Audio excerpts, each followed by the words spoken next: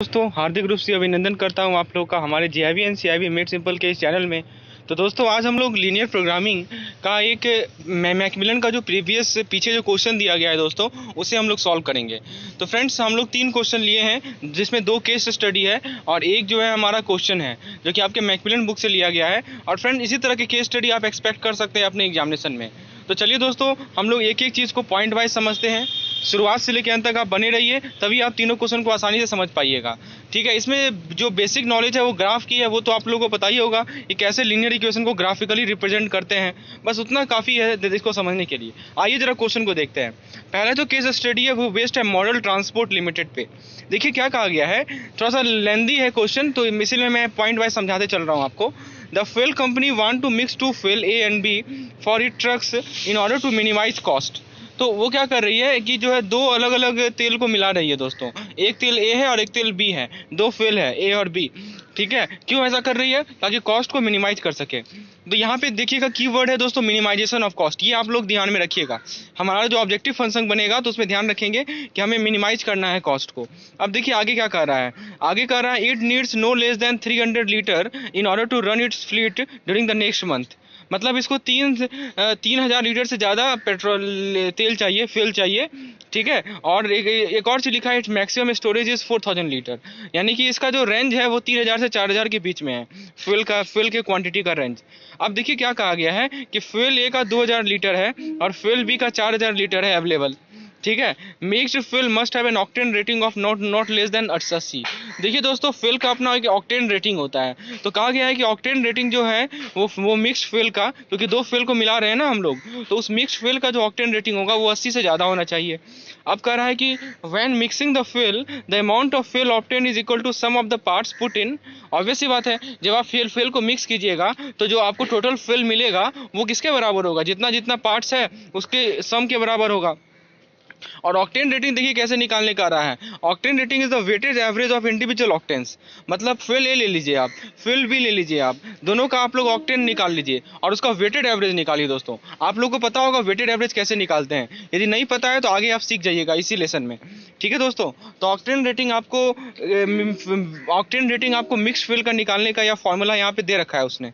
अब दिया हुआ है देखिए दोस्तों, फ्यूल ए का ऑक्टेन दिया हुआ है 90 और कॉस्ट दिया हुआ है 20 पर लीटर, और फ्यूल बी का ऑक्टेन रेटिंग दिया हुआ है 75 और कॉस्ट दे रखा है 13.33 पर लीटर।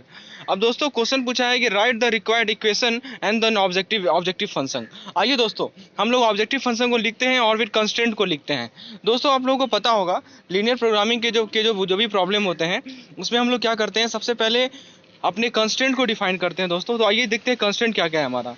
तो हम मान के चल रहे हैं कि ए और बी क्या है, ए हमारा है क्वांटिटी ऑफ फ्यूल ए और बी है हमारा quantity of fuel be in litres. तो दोस्तों हमारा इक्वेशन क्या बनेगा, पहला कंस्ट्रेंट क्या है हमारा कि ए और बी का जो सम है वो 3000 और 4000 के बीच में होना चाहिए। तो देखिए पहला कंस्ट्रेंट हमने लिखा है A plus B should lie between 4000 and 3000। तो दोस्तों ये एक इनइक्वालिटी है, आप देख सकते हैं कि मैंने यहाँ पे इनइक्वेशन का सिंबल दिया है, तो इसे ही हम लोग क्या कहते हैं दोस्तों, इनइक्वालिटी कहते हैं। अब देखिए एक और डाटा हमें दी गई थी कि जो फ्यूल ए है उसका मैक्सिमम अमाउंट है 2000 लीटर, तो A should be less than 2000 litre. मैं फिर से बता दूं, ए रिप्रेजेंट कर रहा है quantity of fuel A in litres को और बी रिप्रेजेंट कर रहा है quantity of fuel be in litre को। अब जरा बी के बारे में देखिए दोस्तों, बी के बारे में क्या लिखा गया है, फ्यूल बी का जो मैक्सिमम अमाउंट अवेलेबल है वो कितना है दोस्तों, वो है 4000 लीटर, इसलिए हमने लिखा है b should be less than और इक्वल टू 4000। अब दोस्तों आइए वेटेड एवरेज को समझते हैं। दोस्तों वेटेड एवरेज क्या है, अब देखिए हमारा जो ए फ्यूल है उसका ऑक्टेन नंबर है 90 और फ्यूल बी है उसका ऑक्टेन है 75। अब हमको इसका वेटेड एवरेज जब निकालेंगे तो मिक्स फ्यूल का हमें ऑक्टेन नंबर मिलेगा, और दोस्तों मिक्स फ्यूल का हमें ऑक्टेन नंबर दे रखा है क्वेश्चन में, कितना है 80। ठीक है, देखिए आप दे रखा है दोस्तों। तो आप जरा देखिए यहाँ पे लिखा है कि 80 से ज़्यादा ही होना चाहिए, ये लिखा हुआ है। ठीक है दोस्तों, 80 से ज़्यादा होना चाहिए। अब देखिए हमने यहाँ लिखा है 90 को ए से मल्टीप्लाई किया, 90 क्या है तो फ्यूल ए का ऑक्टेन नंबर है, उसको फ्यूल ए की क्वांटिटी से मल्टीप्लाई किया। फिर 75 क्या है, फ्यूल बी का ऑक्टेन नंबर है, उसको फ्यूल बी से क्वांटिटी से मल्टीप्लाई किया, फिर दोनों को सम किया, उसको नंबरेटर में लिखा और डिनोमिनेटर में हमने लिख दिया ए प्लस बी को। यही होता है हमारा वेटेड एवरेज। 2 क्वांटिटी का वेटेड एवरेज ऐसे ही हम लोग निकालते हैं दोस्तों। ठीक है, वेट को हम लोग ऊपर लिखते हैं नंबरेटर में, और एवरेज तो जानते ही हैं आप लोग, नीचे में क्या लिखेंगे, नंबर ऑफ क्वांटिटीज। तो ए प्लस बी को हम लोगों ने नीचे लिखा। और ये जो वेटेड एवरेज है वो क्या रिप्रेजेंट कर रहा है, वो रिप्रेजेंट कर रहा है कि जो हमारा मिक्स्ड फ्यूल है उसका ऑक्टेन रेटिंग, और दिया हुआ है क्वेश्चन में कि ये जो है 80 से ज़्यादा होना चाहिए। तो इसीलिए हम लोगों ने यहाँ पे एक इक्वेशन बनाया, शुड बी ग्रेटर देन और इक्वल टू 80। दोस्तों आप इस इक्वेशन को यदि सिंप्लीफाई करेंगे तो आपको एक आएगा relation 2a should be greater than equal to b। ठीक है दोस्तों, तो ये आप कर सकते हैं, आप देख सकते हैं। तो दोस्तों हमारे सामने आप देख सकते हैं 4 कंस्ट्रेंट है, 4 या 5 कंस्ट्रेंट आप मान सकते हैं दोस्तों। अब कंस्ट्रेंट हमको पता चल गया, अब अगला चीज़ हमें पता करना है वो है ऑब्जेक्टिव फंक्शन। तो दोस्तों हमारा ऑब्जेक्टिव क्या था, हमारा ऑब्जेक्टिव था मिनिमाइज करना। तो किसे मिनिमाइज करना, कॉस्ट को मिनिमाइज करना। अब आप बताइए दोस्तों, पहले बात करते हैं हम लोग फ्यूल ए की।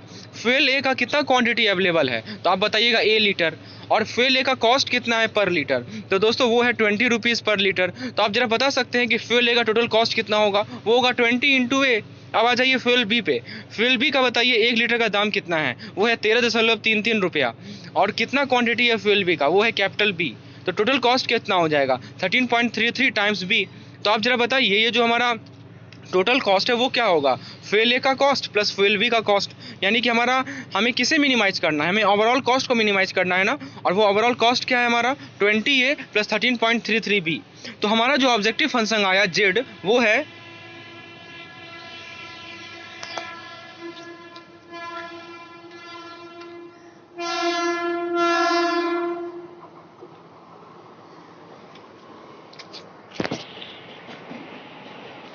तो दोस्तों ऑब्जेक्टिव फंक्शन क्या है हमारा, ऑब्जेक्टिव फंक्शन है minimise z is equal to 20a plus 13.33b।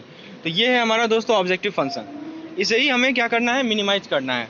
तो फ्रेंड्स ये सब स्टेप्स हैं लीनियर प्रोग्रामिंग के प्रॉब्लम को सॉल्व करने के लिए, ये सब स्टेप हैं। तो आपको हो सकता है केवल इतना ही पूछे कि इनमें से कौन सा कंस्ट्रेंट सही है, तो आपको कंस्ट्रेंट लिखना आना चाहिए दोस्तों। तो कंस्ट्रेंट लिखना कोई बड़ा बात नहीं है, बहुत सिंपल चीज़ है। आप स्टेटमेंट को ध्यान से पढ़िए, कंस्ट्रेंट आप लोग आराम से लिख सकते हैं। और ध्यान रखिएगा दोस्तों, कंस्ट्रेंट हमेशा इनइक्वालिटी के फॉर्म में होता है। ठीक है दोस्तों। अच्छा, दूसरा चीज़ आपसे पूछा जा सकता है कि ऑब्जेक्टिव फंक्शन कौन सा सही है इसमें से।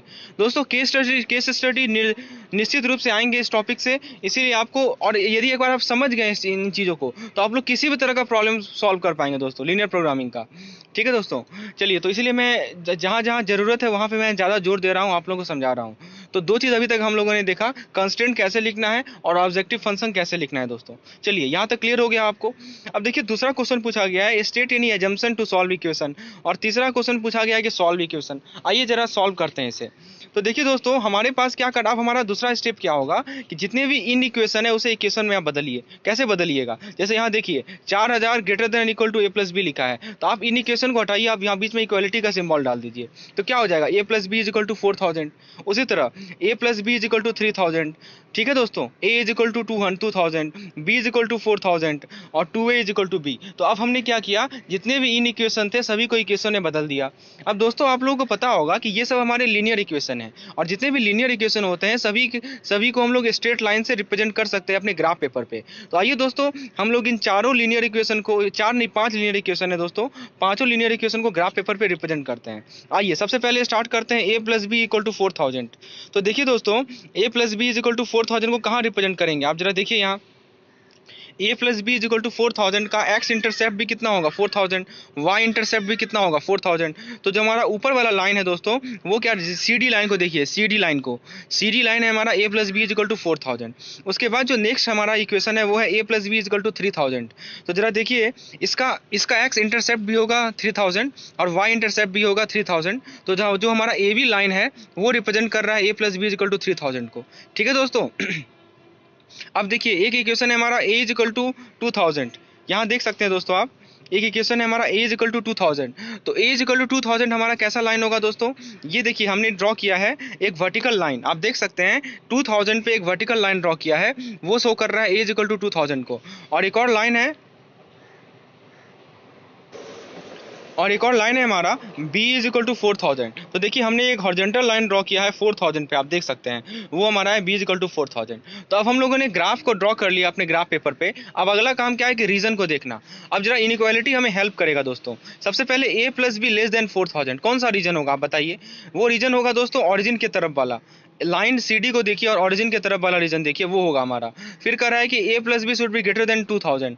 ठीक है दोस्तों, 3000। तो वो कौन सा रीजन होगा? जो ए बी से ऊपर वाला हिस्सा है वो। तो दोस्तों कुल मिलाकर आप यदि देखेंगे तो जो हमारा इन चारों इक्वेशन से जो जो हमारा रीजन निकल के आ रहा है वो हमारा शेडेड रीजन है। आप देख सकते हैं हमने जो रीजन यहाँ पे सेट किया है दोस्तों, वही रीजन है हमारा।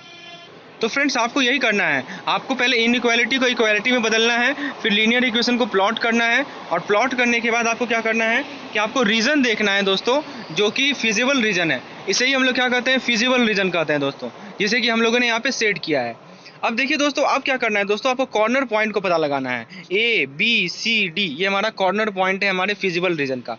दोस्तों आप क्या करना है, आप देखिए सबसे पहले ए और डी पॉइंट को आप लोग एलिमिनेट कर दीजिए, क्योंकि ए का कोऑर्डिनेट बताइए कितना है? 0,3000। इसका मतलब कि फिल ए को लेना ही नहीं है, फिल ए 0 आ रहा है, ऐसा पॉसिबल नहीं है दोस्तों। उसी तरह डी को भी आप एलिमिनेट कर दीजिए, तो बचा दोस्तों बी और सी। अब क्या करना है दोस्तों, बी और सी पॉइंट पे आप क्या कीजिए, जो जेड का हम लोग फंक्शन माने तो ऑब्जेक्टिव फंक्शन, उसमें बी और सी पॉइंट का कोऑर्डिनेट पुट कीजिए। आइए जरा पुट करते हैं। सबसे पहले स्टार्ट करते हैं बी पॉइंट का। तो बताइए दोस्तों बी का कोऑर्डिनेट कितना है? बी का कोऑर्डिनेट है 2000 और 1000। तो दोस्तों ए के जगह लिखेंगे 2000 और बी के जगह लिखेंगे 1000। जेड के फंक्शन में पुट कीजिए, तो आपको जो जेड का वैल्यू मिलेगा वो मिलेगा 53,330 रुपया। चलिए हमने बी पॉइंट पे निकाल लिया। अब जरा सी पॉइंट पे निकालते हैं। सी का कोऑर्डिनेट है 2000, तो यानी कि ए के जगह भी 2000 और बी के जगह भी 2000। तो दोस्तों हम यदि सी में पुट करते हैं तो हमें जेड का वैल्यू मिलता है 66,660। अब दोस्तों आप बताइए, हमारे पास दो वैल्यू है, एक है 53,330 और एक है 66,660। हमें कॉस्ट को क्या करना था? मिनिमाइज करना था ना। तो इनमें से कौन सा मिनिमम है दोस्तों? ऑब्वियस सी बात है 53,330 हमारा मिनिमम है। तो दोस्तों इस क्वेश्चन का करेक्ट आंसर होगा कि हमारा जेड का मिनिमम वैल्यू है 53,330, और वो किस वैल्यू के लिए मिल रहा है? फेल ए के 2000 लीटर के लिए और फेल बी के 1000 लीटर के लिए। ठीक है दोस्तों, तो ये है हमारा करेक्ट सॉल्यूशन इस क्वेश्चन का। तो हमें बी पॉइंट पे क्या मिल रहा है दोस्तों? मिनिमम वैल्यू मिल रहा है, और हमें मिनिमाइज ही तो करना था कॉस्ट को। ठीक है, यही तो काम है लीनियर इक्वेशन, लीनियर प्रोग्रामिंग का, कि हमें जो ऑब्जेक्टिव था वो हमने फुलफिल किया। तो दोस्तों ये था हमारा पहला क्वेश्चन। आइए एक और क्वेश्चन को देखते हैं, एक और केस स्टडी को देखते हैं, जो कि हमें मैकमिलन बुक से लिया है दोस्तों। इसमें कहा गया है the dietician of the hospital is asked to prepare food which will have low cost but at the same time provide required nourishment. Obvious सी बात है, डाइटिशियन को बताया गया कि तुम ऐसा फूड को प्रिपेयर करो जिसका कॉस्ट कम हो, लेकिन न्यूरिशमेंट जो है, जो चीज़ जरूरी है, न्यूट्रिएंट, वो प्रोवाइड करे। The diet should have between 1800 to 3600 calorie, no more than 1400 calorie can be starch, no less than 400 calorie of protein. बहुत ही सिंपल लैंग्वेज है दोस्तों, आप लोग पढ़ के समझ सकते हैं। The varied diet will be made of two food A and B. Food A has 200 calorie of starch and 400 calorie of protein, and it costs rupees 150 per kg. Or food B has 700 calorie of starch, 100 calorie of protein and 100 calorie of fats, and it costs 30 rupees per kg. He should not give more than 1 kg of A to anyone. अब देखिए ये सब data हमें दी गई है, अब हमको equation लिखना है दोस्तों। तो देखिए सबसे पहला काम क्या करना है कि मान लीजिए कि फूड ए का जो क्वांटिटी है वो है कैपिटल A kg, और जो हमारा फूड बी का क्वांटिटी है दोस्तों वो है कैपिटल B kg। तो ये हम लोगों ने क्वांटिटी को एज्यूम कर लिया, ए का A kg और बी का B kg। अब दोस्तों अब आप ये बताइए कि सबसे पहले इस क्वेश्चन को सॉल्व करने का बेस्ट तरीका है एक टेबल को प्रिपेयर करना। अब देखिए यहाँ पे मैंने एक टेबल को प्रिपेयर किया है। हमने कॉलम में लिखा है food A and food B, और दोस्तों रो में हमने लिखा है स्टार्च। स्टार्च का डाटा हमने कैलोरी में लिखा है, प्रोटीन का डाटा हमने कैलोरी में लिखा है, और तीसरा जो कॉलम है हमारा, चौथा कॉलम है, वो रिप्रेजेंट कर रहा है कॉस्ट को। अब दोस्तों डाटा को पुट कीजिए, बताइए फूड ए का कितना स्टार्च चाहिए मिनिमम? 200, देखिए लिखा हुआ है यहाँ।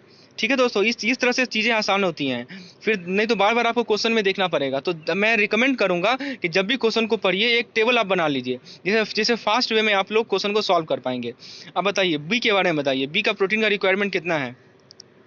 बी का प्रोटीन है 100। तो दोस्तों बस डाटा को यहाँ फुलफिल करना है। और दोस्तों एक और डाटा दिया गया था कि मैक्सिमम स्टार्च 1400 होना चाहिए और मैक्सिमम प्रोटीन कितना होना चाहिए दोस्तों? 400। ये देखिए यहाँ ऊपर लिखा हुआ था। तो सब कुछ को हम लोगों ने यहाँ पे अपने डाटा में रिप्रेजेंट कर लिया है। ठीक है, और कॉस्ट भी देखिए, फूड ए का कॉस्ट है 150 रुपया पर केजी और फूड बी का कॉस्ट है 330 रुपया पर केजी। ये भी हमने यहाँ पे साइड में लिख लिया। अब हम लोग आते हैं कांस्टेंट इक्वेशन को बनाते हैं दोस्तों। देखिए सबसे पहला जो कांस्टेंट इक्वेशन है वो हमको इस टेबल से मिल जाएगा कि 200 times a plus 700 times b should be less than equal to 1400। क्या मतलब हुआ समझिए इसका। जैसे मान लीजिए कि हम लोगों ने फूड ए का माना 1 kg, ठीक है, और ये जो 200 कैलोरी है वो पर केजी दिया हुआ है।